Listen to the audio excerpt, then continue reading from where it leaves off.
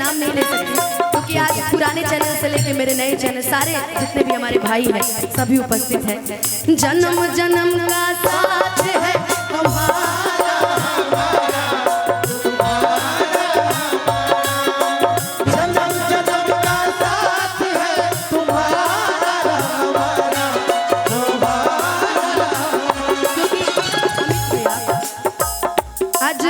हम लोग जो भी हैं अगर हम लोग को दूर दूर तक सुना जाता है तो जो लोग कहता है ना कि हम अपने से हैं तो उनको बता दो कि आज आप हैं तो इनकी बदौलत ना ये लोग वीडियो चढ़ाते, बस मुझे शिकायत सिर्फ उन लोगों से है जो अच्छी चीज़ों को भी बुरा बनाकर शेयर करते हैं। तो आपसे कह देती हूँ कि कहते हैं ना कि पाप का घड़ा जब भर जाता है तो फूट जाता है, तो ऐसा ना हो इसलिए जो अच्छा चढ़ाते हैं उनको दिल से अभिनंदन, जो बुरा चढ़ाते हैं उनको बहुत बहुत नमन, बहुत बहुत नमन। जन्म जन्म का साथ है तुम्हारा,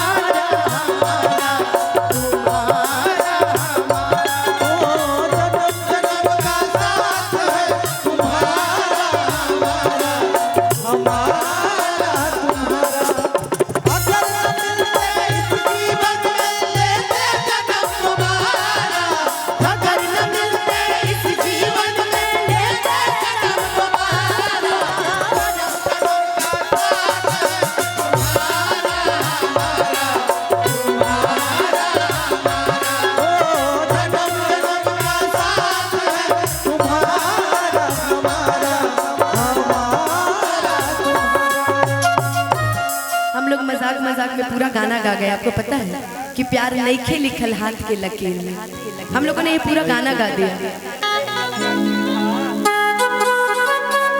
रंजीत मेहता जी जहाँ कहीं भी वहाँ के दूल्हे राजा जी से संपर्क कर लीजिए। हो समझे न पानी ना अरे असली गिरादा, हम अपना जीवन का बात बता रहे हैं कि समझे न पौने तार असली इरादा और बाबा के जाल में धरा गई निकाला कि समझे न पानी असली इरादा बाबा के जाल में धरा गई निकाला। केहू के रोबावल बहुत बात नहीं, केहू के रोबावल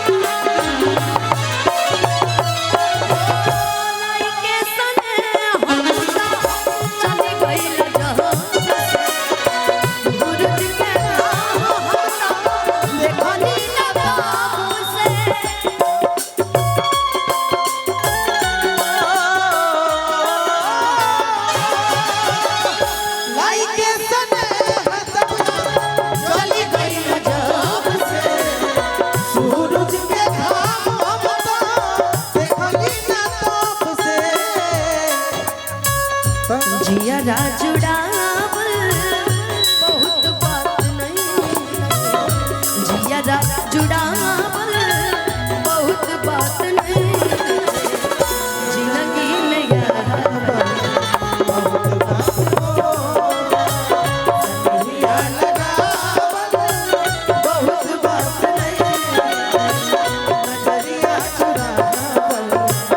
बहुत बात हो।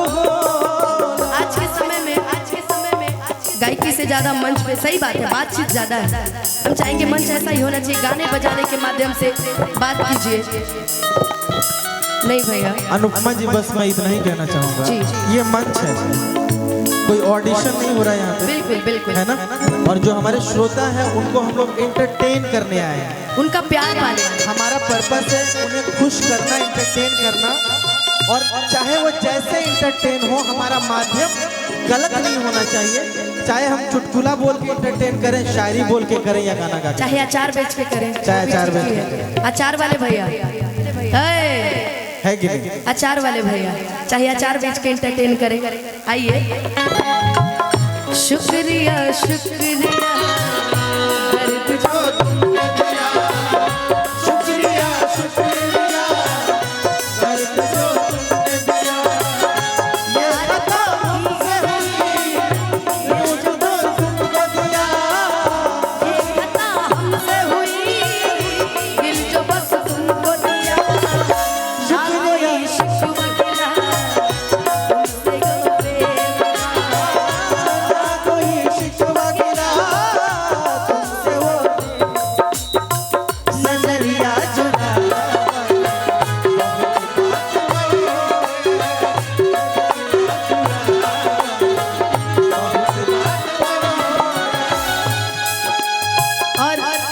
ये गाना वाकई दिल को छू जाने वाला है। ये दिल आशिकाना